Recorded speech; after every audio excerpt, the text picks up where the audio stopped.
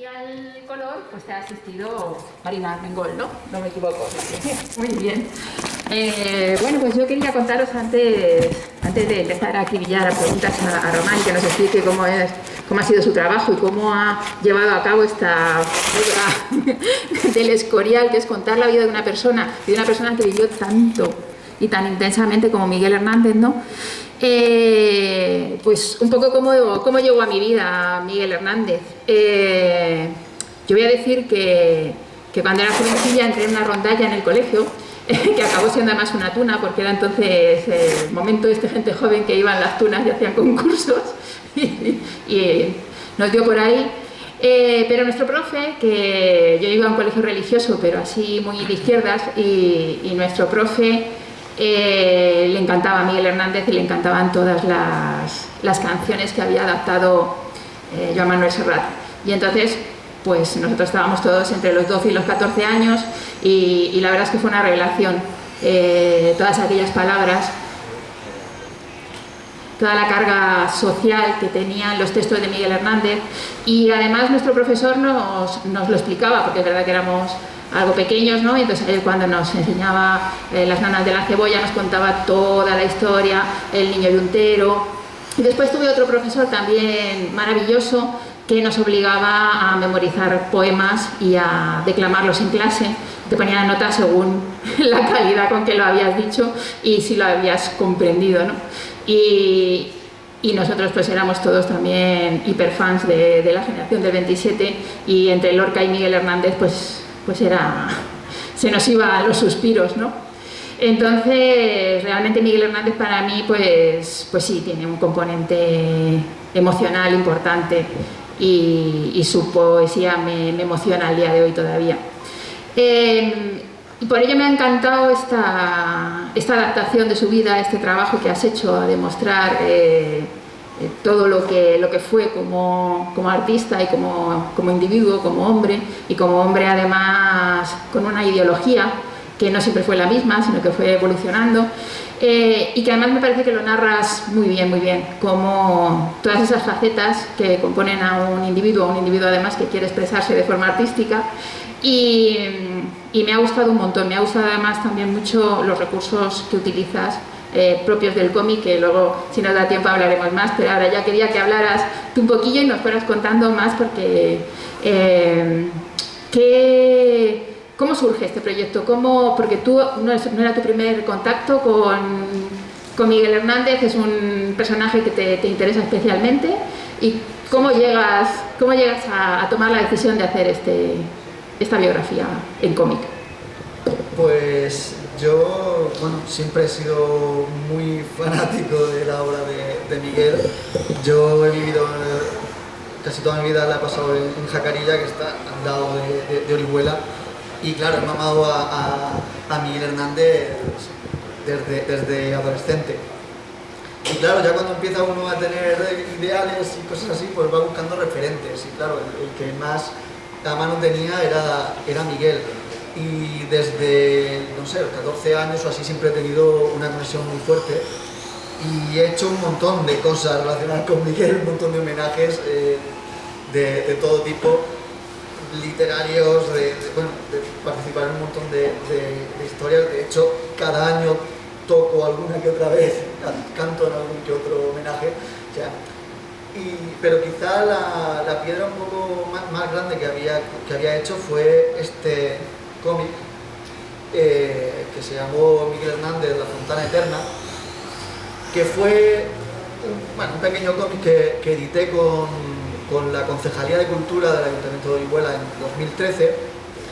Y bueno, en aquel momento no me atrevía a hacer una biografía de Miguel Hernández. Yo estaba empezando, llevaba solo un par de años así con el tema del cómic, y bueno, me imponía mucho la biografía de Miguel. Así que hice una especie de experimento, simplemente contando algunas anécdotas sobre su vida y relacionándolas con personajes anónimos de la actualidad, ¿no? Quería un poco demostrar la vigencia aún en ese 2013 de los versos y la obra de Miguel. Ese cómic, me ha traído muchas alegrías, Y resulta que en 2019 me contactó el editor de Cascaborra, con quien ya había trabajado, porque se había enterado que tenía ese cómic de Miguel y quería reeditarlo. Pero bueno, habían pasado muchos años, yo había evolucionado y no me apetecía que en ese momento estuviera una reedición de ese cómic en las estanterías, porque no, parecía que no estaba para ello. Así que simplemente hablé con el editor y le dije, porque además querían inaugurar una nueva línea editorial sobre biografías de personajes importantes, y bueno, le dije, vamos a ver, tú vas a hacer si no me reeditas a mí este cómic, vas a hacer un cómic sobre Miguel. Y me dijo, hombre, sí, lo tengo en la lista, y pues te lo tengo que hacer yo. O sea, es así, no me apetecía, vamos a ser sinceros. ¿No te apetecía? No me apetecía nada, en absoluto. Yo venía de hacer Memoria de una guitarra, que fue también una cosa complicada y también exhaustiva, y de hecho no había terminado de hacerlo. Y no me apetecía volver a adentrarme otra vez en toda esa documentación que sabía que me esperaba, porque además la vida de Miguel y la obra, pues la he consultado muchas veces. Incluso la primera vez que yo me leí una biografía de Miguel Hernández fue por gusto, por la biografía de José Luis Ferris, y fue simplemente por placer, por interés. Ni siquiera tenía previsto hacer ningún tipo de cómic. Y bueno, pues al final dije, mira, no me apetece, pero creo que lo puedo hacer, ¿no? Claro, si alguien tiene que hacerlo, soy yo. Claro, si alguien lo tiene que hacer, es que luego me voy a sentir mal si dejo pasar esta oportunidad y luego lo hace otro. Ay, yo lo hubiera hecho así. Así que nada, pues me metí en un cómic que iba a ser de 60 páginas o así, que suele ser la cantidad de páginas que llevan los cómics de Cascaborra. Me metí también porque iban a ser pocos meses, iban a ser unos 8 meses en total. Al final fueron 8 meses solo de documentación. Ni una cosa ni la otra, ¿verdad? Ni pocas páginas, ni pocos meses. No, que va. Yo fui hablando con el editor, le fui diciendo, oye, mira, necesito unas páginas más. Bueno, cógete unas pocas más. Y luego le iba diciendo, oye, igual necesito algunas más. Al final ya me dijo, mira, con que sean pliegos de 8, tira, a las que tengas que hacer. Porque yo, no sé, que sabía que no iba... Bueno, muy mal se tiene que dar para que yo vuelva a meterme tan exhaustivamente de nuevo en la obra y en la vida de Miguel. O sea,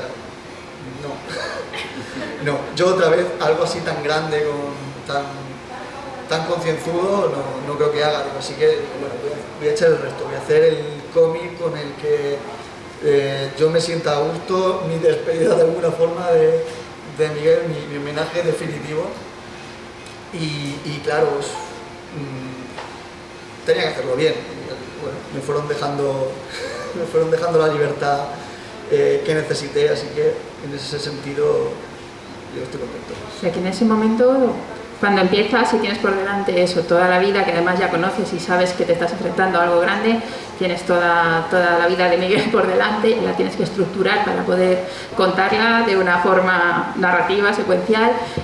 ¿Cómo se hace eso? Porque ya nos has hablado un poco de la documentación, proceso que yo también conozco y que es agotador, lo que estábamos comentando antes. Nosotros, cuando haces algo histórico, sobre todo quieres hacer una biografía, sobre todo rigurosa, no tienes ni siquiera el refugio de la ficción, ¿no? De decir, bueno, pues esto no me cuadra, pues invento algo y ya con eso le doy un poco de sentido, ¿no? Sino que tienes que ser riguroso, honesto, ¿no? Con lo que estás contando. ¿Cómo se gestiona eso? Pues... fue un caos. Así sinceramente. Sencillamente un caos. Yo cuando hice Memoria de una guitarra, que va sobre una vida ficticia de un cantautor antifranquista, ficticio, es lo que tú decías, tienes el respaldo de la ficción. Puedes amalgamar historias de varios personajes reales e incluso inventar lo que te convenga para que el guión funcione. Y aún así pues fue complicado porque tenías que meter pues, muchos hechos históricos, hechos relativos a los cantautores, hechos que yo quería contar, pero más o menos lo podía más o menos organizar. Pero con lo de Miguel fueron, ya digo, fueron 8 meses de dedicar las mañanas a leer libros, o las tardes o los días enteros, y al final pues claro, tenía 2 moleskines enteras de datos que en un principio intenté incluso pasar a limpio hasta que vi que eso era ingobernable, y fui incapaz de hacerme ni siquiera una escaleta, ni siquiera un guión somero, digamos. Es que no pude.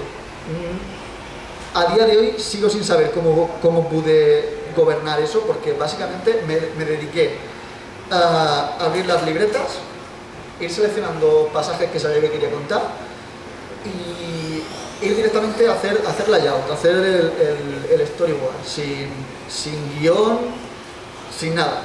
Simplemente, pues eso, iba mirando las libretas y me había seleccionado más o menos cosas que sí que quería meter, y fue un poco en plan puzzle. O sea, a veces las páginas se alternaban de orden, páginas que luego también deseché, había algunas anécdotas que eran muy parecidas entre sí y decidí quedarme con una, o simplemente quitar cosas que eran redundantes, pero básicamente fue eso, algo ingobernable que no sé cómo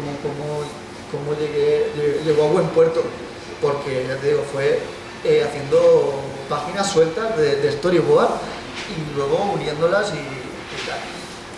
Pero bueno, más o menos salió. Y esa documentación que para hacer la historia es exhaustiva, cuando nos ponemos luego a dibujar, viene la otra cara de la documentación, que es la documentación visual, ¿no? Y que además es infinita, porque son zapatos, uniformes, muebles, casas, una chaqueta, un peinado, todo hay que consultarlo, porque sobre todo eso, si encima tienes la voluntad de que los personajes se parezcan a cómo eran, o ¿cómo haces con eso? Porque hay cosas que realmente uno no llega a encontrar jamás, y tienes que decir, bueno, voy a tratar de inventar algo que se parezca o que no cante mucho. ¿Te encontraste problemas de ese tipo? Sí, evidentemente varios. Estoy revisando a ver si me ilumino con alguna anécdota en ese sentido.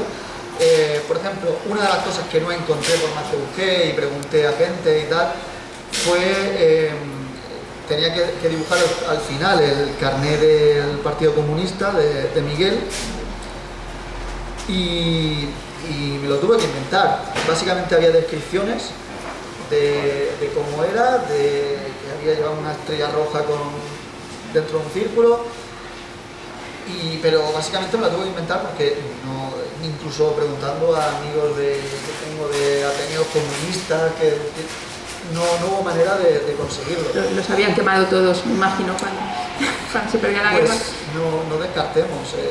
Luego había cosas que sí que rebuscando en documentales antiguos, pues por ejemplo, esta página que tengo ahora mismo es de cuando Miguel ya está moribundo en el reformatorio de Alicante. Bueno, pues hay una foto en la que sale Josefina, su mujer, frente a una cama vacía, en plan diciendo que esta era la cama en la que está. Sin embargo, luego había otro documental donde un compañero de la cárcel, que además era de los que le cuidaban constantemente, salía frente a otra cama, yo diría que en el lado opuesto, y hablaba ahí, pues aquí debajo de esta ventana, pues era la ventana de Miguel. Al final tienes varias fuentes y tienes que decantarte por la que más te sirva o la que más fiable te resulte. Yo me decanté por esta última, y de hecho el diseño del escenario es básicamente igual. Luego, por ejemplo, En el anterior cómic sobre Miguel, pues dibujé también la casa de Miguel, y la hice pues con el suelo que se ve ahora, en la que es una casa museo, se puede visitar y se conserva bastante similar a como era, aunque se ha reformado alguna que otra vez. Pues bueno, pues yo hice el suelo que había, y cuando fui a dibujarlo aquí otra vez, descubrí que cuando entras en la casa, lo que sería el recibidor, el salón, en una esquina, casi cerca de la pared, falta un zócalo, sí, una loseta. Supongo que como muestra para que se viera el suelo de debajo. Entonces se veía el suelo, supongo que el suelo original, o al menos el más cercano, porque al final tienes que ir también las fotos que hay pues, en blanco y negro, de antiguas, que aún así son de los años 40, de los años 50. Tienes que ir un poco retrotrayéndote a las fuentes más antiguas que tengas y las más fiables también. Y por esa potra, digamos, de encontrar el suelo, pues cambié el suelo casi a última hora, pero bueno, al final son esos pequeños detalles, algunos son simplemente de pura suerte. Por ejemplo, aquí sale un caballo de serrín, que de hecho sale pues, por aquí en el prólogo y tal. Que tiene una importancia para sí. un momento muy bonito, muy emotivo además al final. Pues también me lo tuve que inventar, había descripciones y demás, y básicamente me basé en algún dibujo que había hecho Miguel también sobre un caballo y tal. Pues ahí vas un poco intentando atar cabos, intentando hacer las cosas de la forma más fiable que a ti te parezca, ¿no? Claro. ¿Qué le dirías tú a alguien que se acerca por primera vez a Miguel Hernández, o qué va a encontrar en tu libro? Porque una cosa que por ejemplo me ha sucedido a mí cuando ya conocía al personaje es que al correr de las anécdotas que tú vas relatando, pues eso me creaba muchísima curiosidad, ¿no? Por saber más. Entonces muchas cosas que tú apuntabas, porque sabemos además cómo corre de rápidas las páginas en un cómic, ¿no? Que poquito se puede contar, cómo enseguida te pones en 120, en 200 si quieres, ¿no? Y pero claro, cuando tienes que hacer un cómic a color, además eso todavía se multiplica más el trabajo, entonces hay que tratar de mantener lo que se cuenta bastante agarradito, pero a mí sí me servía, que es algo que me gustaba, porque yo intento hacer eso cuando hago cómic también, para despertar la curiosidad en quien lee, ¿no? Y que diga, anda, ¿y esto qué era? Me pasó cuando encuentra a Lorca, ¿no? Y luego tú comentabas la correspondencia que tuvieron y cómo era. Entonces leí todas las cartas y es algo muy interesante que te va... ¿Tienes eso mucho en la cabeza cuando estás componiendo el álbum? Dejar cosas así apuntadas, simplemente diciendo, pues el lector avezado que vaya y continúe la tarea un poco. Evidentemente es una de las razones básicas por las que se hacen este tipo de cómics, o al menos por las que yo lo hago, y supongo que la mayoría de gente. Lo comentábamos antes, un cómic por lo general no es algo demasiado exhaustivo como para ser la biografía definitiva de un personaje. Debe ser, como mínimo, algo que capte la atención, que dé unas primeras pinceladas del personaje y que haga picar un poco la curiosidad de quien coge el cómic por primera vez. Tanto de gente que haya leído alguna vez a Miguel Hernández pero no sepa mucho de su vida, como gente que no tenga ni idea. Yo una de las razones por las que hago esto es porque, vamos, creo que nunca se lee lo suficiente a Miguel Hernández y que debería leerse más y sobre todo de forma más amplia, que una de las cosas que me encuentro siempre es que la gente sale poco del disco de Serrat, que decías. El disco de Serrat es este cómic, es un primer acercamiento, algo que te debería hacer profundizar más, buscar, leer otros libros, leer libros completos y vamos, eso es un poco lo que he pretendido con este cómic. ¿Y por qué sigue vigente Miguel Hernández? ¿Qué podemos encontrar personas del siglo XXI que hemos vivido una pandemia, que estamos viendo una guerra que no sabemos cómo va a terminar? ¿Qué nos da Miguel Hernández y su obra? Pues, a ver, yo creo que los poemas de Miguel están siempre vigentes porque al final hablan de cosas muy universales en general y sobre todo, bueno, también tiene muchas etapas, tiene varias etapas y según donde vayas siempre vas a encontrar un punto de conexión. Es difícil vaticinar en qué lado estaría Miguel Hernández en cada situación, pero bueno, una idea te puedes hacer. Y yo creo que los poemas de Miguel siempre han inspirado, siguen inspirando, cada día seguro que salen canciones con sus poemas, seguro que se recitan en manifestaciones poemas suyos, y yo creo que eso dice mucho sobre Miguel. En cuanto al proceso de ya, digamos, más artístico, ¿no? Sí, aunque bastante artístico es escribir también, ¿no? La escritura de un guión, pero bueno, vamos a decir plástico, la parte de dibujar y de lo que es el lenguaje básicamente del cómic. A mí me ha gustado mucho que alternas una narrativa que siempre es muy clara, que no te pierdes, que enseguida sabes dónde estás, que si ha pasado el tiempo o no, con momentos que son de puro cómic, más experimentales, no hay muchos, pero sí están salpicados y sirven como de cortinilla, ¿no? entre momentos con metáforas visuales que están muy bien. ¿Cómo te planteas eso también? Hay veces que sientes la necesidad de usar ese tipo de imágenes para contar más rápidamente, sin extenderte tanto, otras veces prefieres algo más cinematográfico. Pues yo tenía muy claro que en un cómic sobre un poeta tenía que haber espacio para la poesía visual y para la contemplación también un poco. Yo soy muy defensor de que las escenas necesitan su espacio, su tiempo y, a ver, podrías decir, si tenías tanto problema con que te estabas pasando de páginas, ¿por qué de repente dedicas...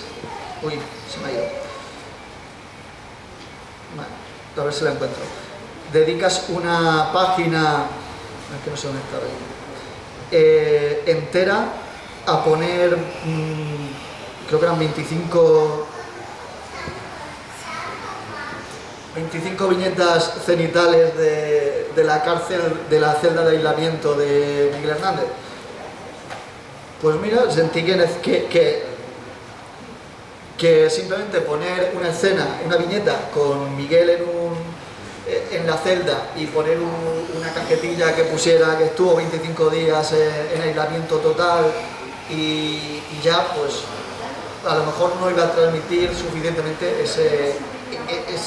ese tiempo detenido que supone estar en aislamiento.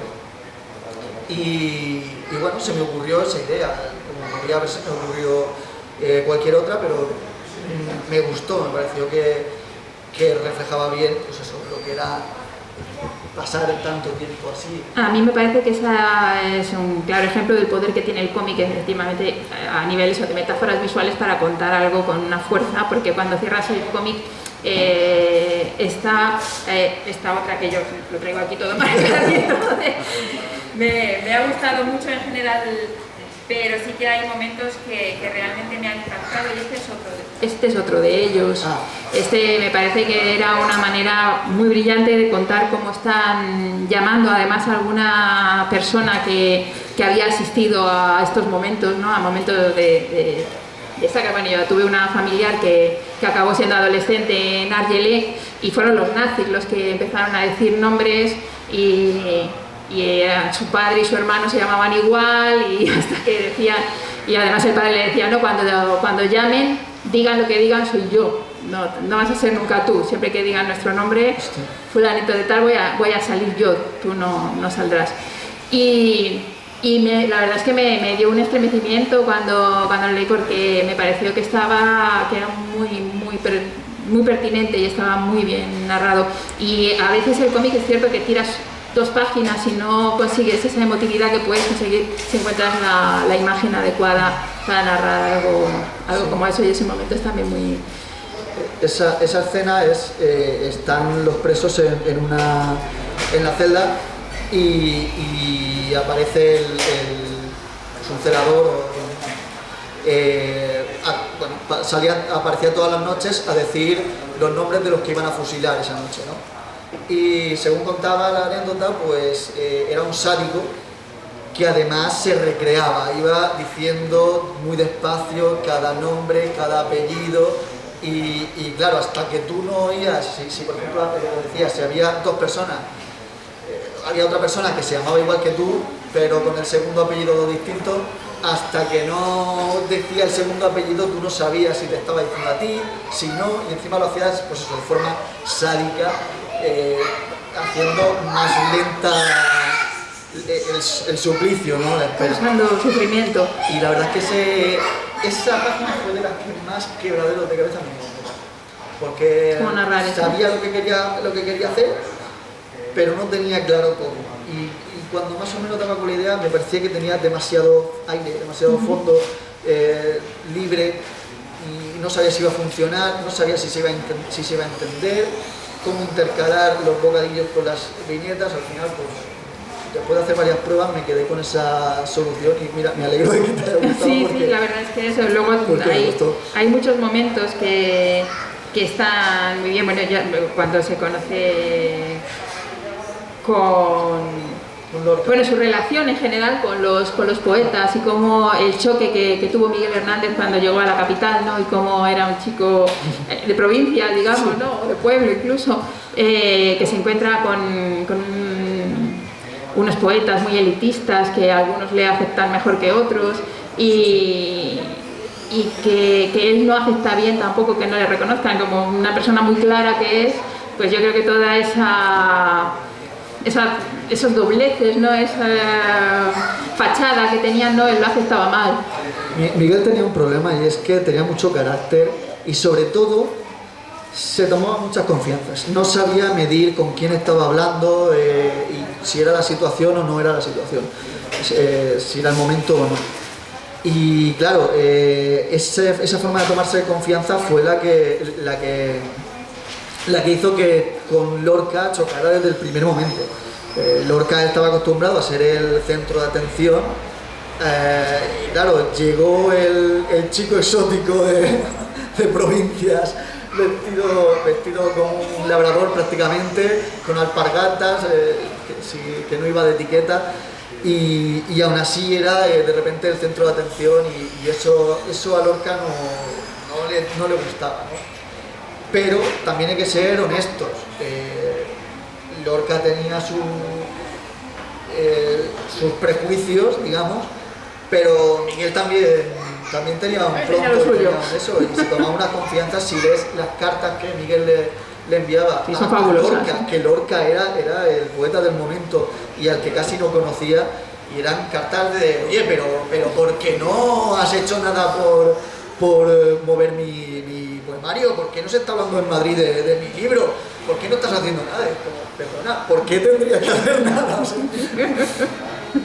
Entonces, todo ese tipo de cosas, yo por ejemplo, para mí era importante de este cómic, era dejar claras algunas cosas. Intentar, por un lado, reflejar la relación de Josefina con Miguel, según la veía yo, que bueno, eran personas muy distintas, he intentado reflejar eso, y sobre todo lo mucho que Miguel le debía a los 3 amigos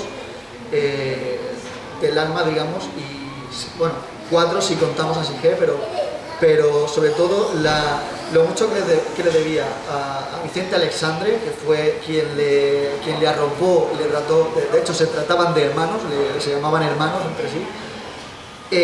Neruda, que fue otro que siempre que pudo le ayudó, y la influencia del poeta Raúl González Tuñón en el cambio ideológico de Miguel. Siempre se habla mucho de Neruda y del entorno madrileño, pero pocas veces se pone el foco en González Tuñón, que era un poeta muy combativo y que fue el primero que empezó a decirle, bueno, prácticamente los versos de Gabriel Celaya, la poesía es una arma cargada del futuro, prácticamente frases muy parecidas le he leído yo a González Tuñón ya entonces.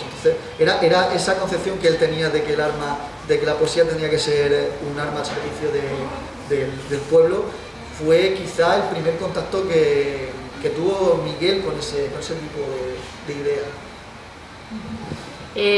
La verdad es que Miguel fue una persona que pudo hablar al pueblo, no con palabras del pueblo, porque utilizaba una poesía y además muy simbólica también, muy de la época, pero sí que tenía ese poder de que la gente más llana le comprendía.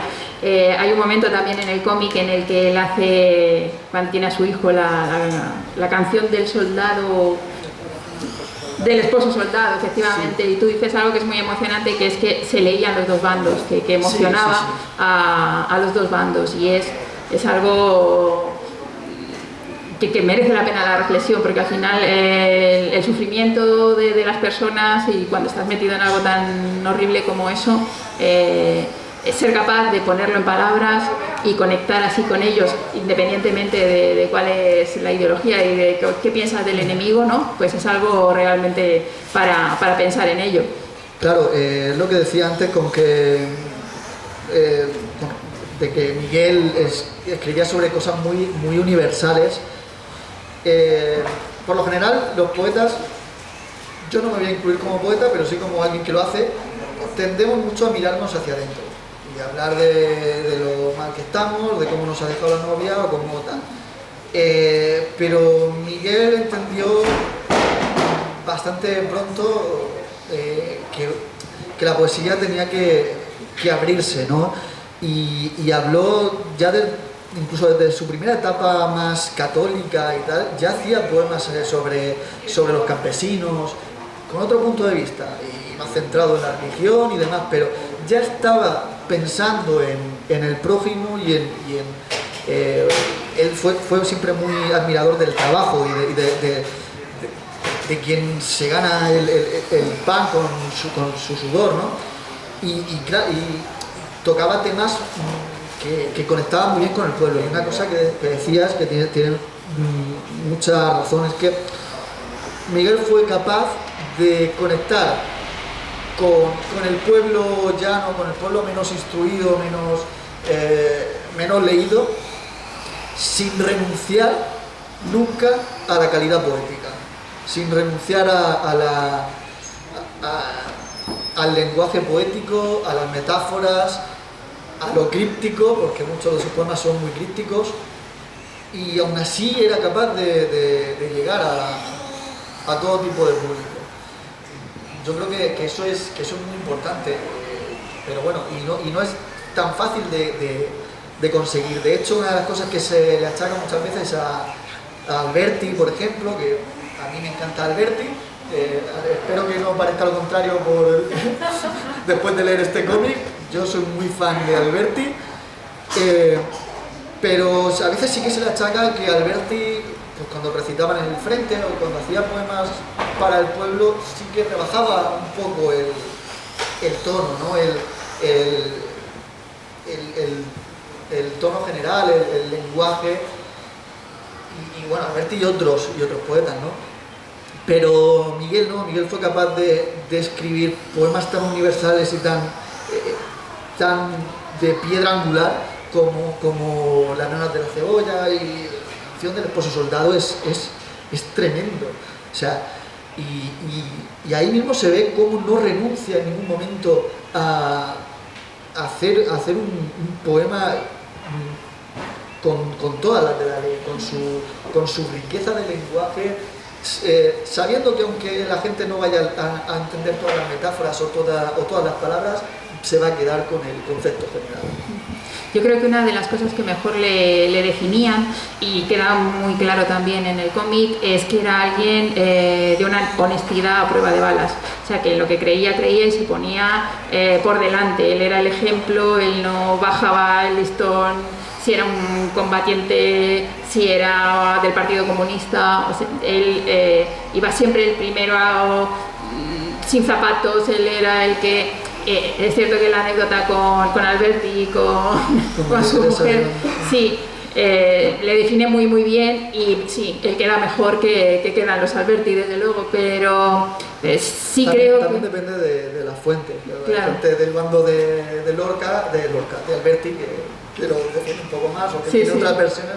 De hecho, hay varias versiones de esa anécdota. Al final, pues leyendo varias, pues te quedas un poco con la que más te crees. Pero me imagino que lo que sí queda patente con la anécdota es que él tenía una visión muy clara de cómo debían de ser las cosas, y era bastante inflexible en una cuestión de cómo veía la ideología y qué hacer para alcanzar los fines, ¿no?, de lo que se estaba haciendo.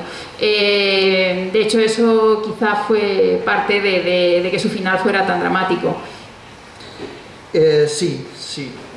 A ver, vamos a ser sinceros. Miguel Hernández venía de un ambiente católico, conservador, de Orihuela, de la Orihuela caciquil de la época, y acababa de descubrir ese mundo abierto, ¿no?, esas nuevas ideas. Y bueno, todos cuando somos adolescentes y empezamos un poco a descubrir ciertas cosas, nos lo tomamos muy a pecho, ¿no?, y lo queremos hacer todo en el momento, ¿no? Se notaba que Miguel estaba en ese momento efervescente, ¿no?, de haberse descubierto en realidad a sí mismo.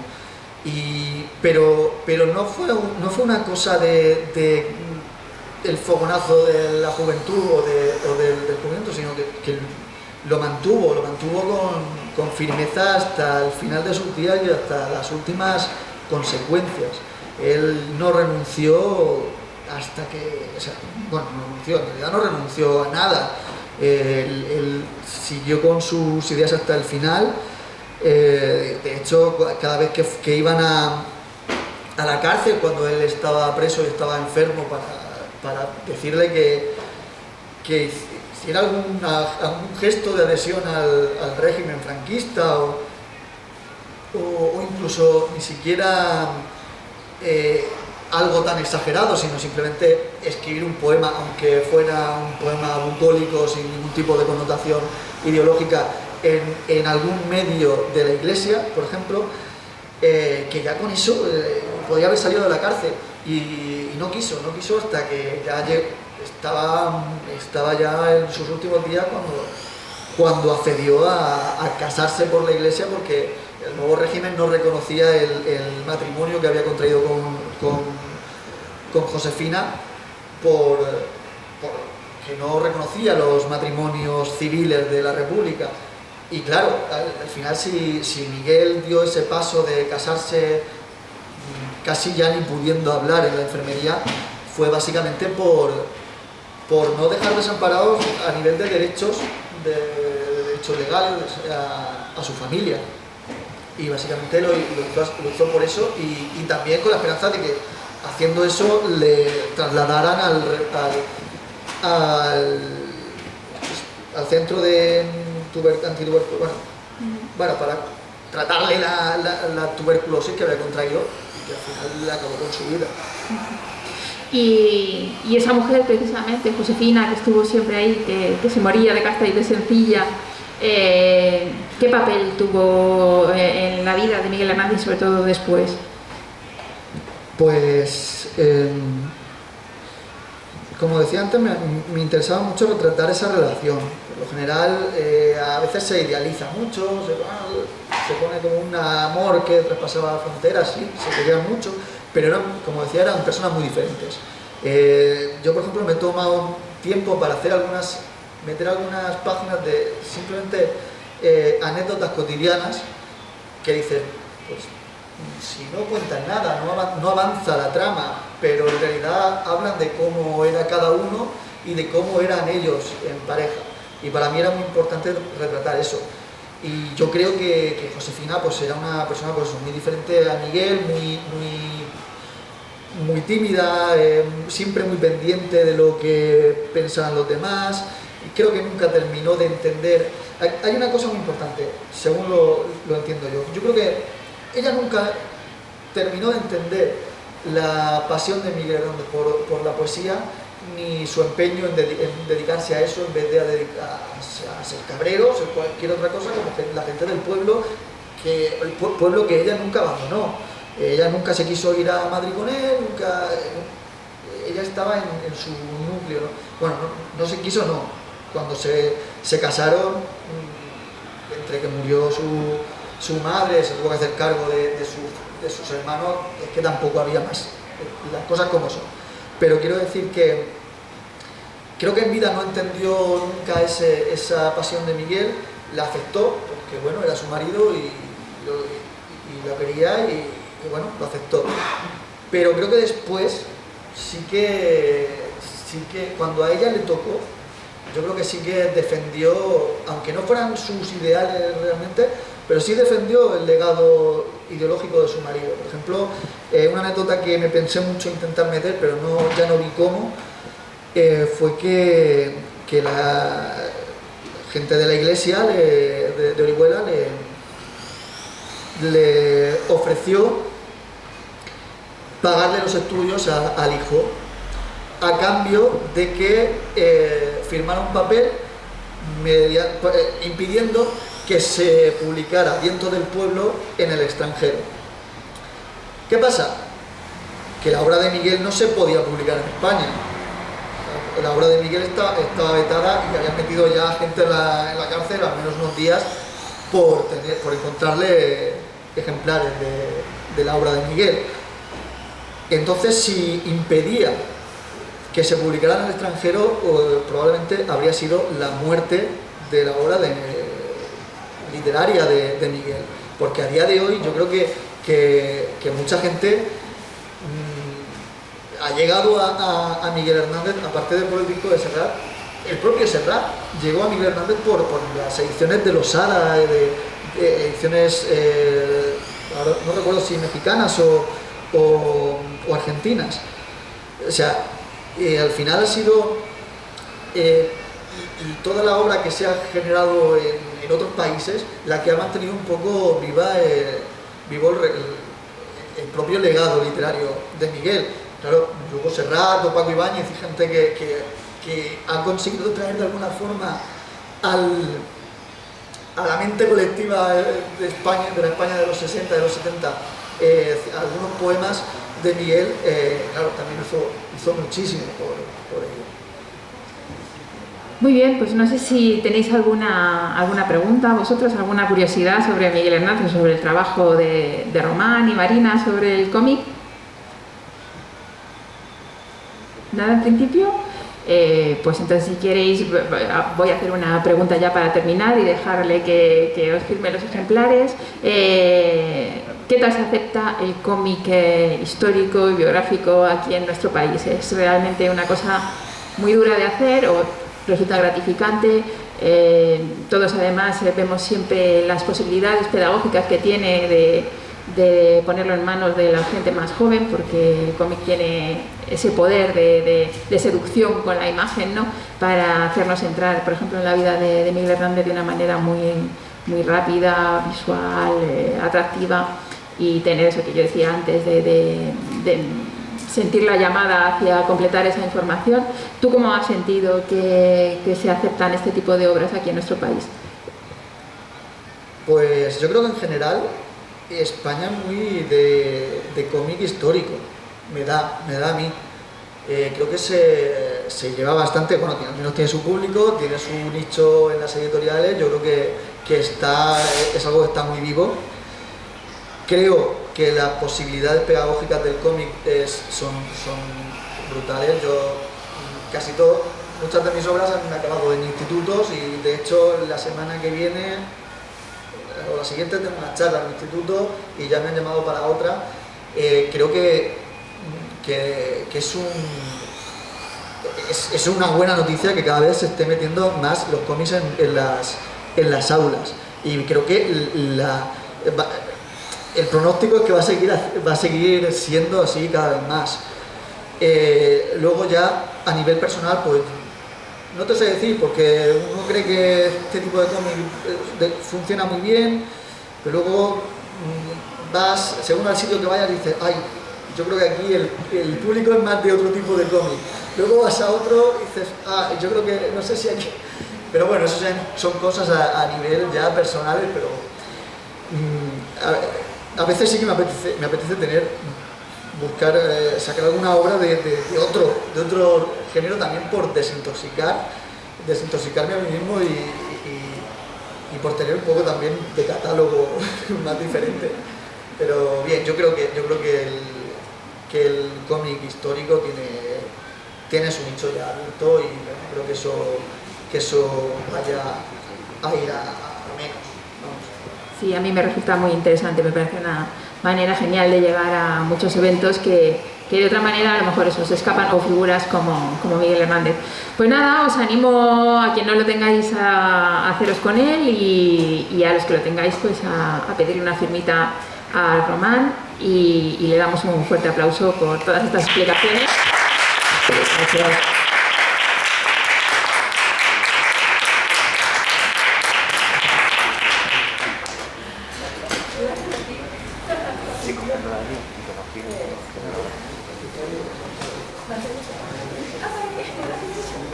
Bueno, espera que te lo cambie, claro, que yo igual.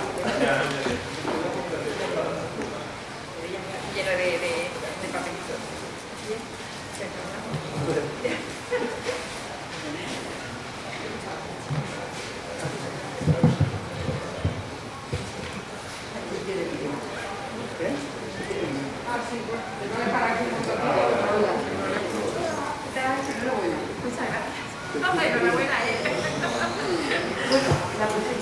¿Quién presenta también es importante? Bueno, pero para que se al final lo único que es un poco dar piel, pero tiene que haber ahí material. Importante, porque Muchas gracias.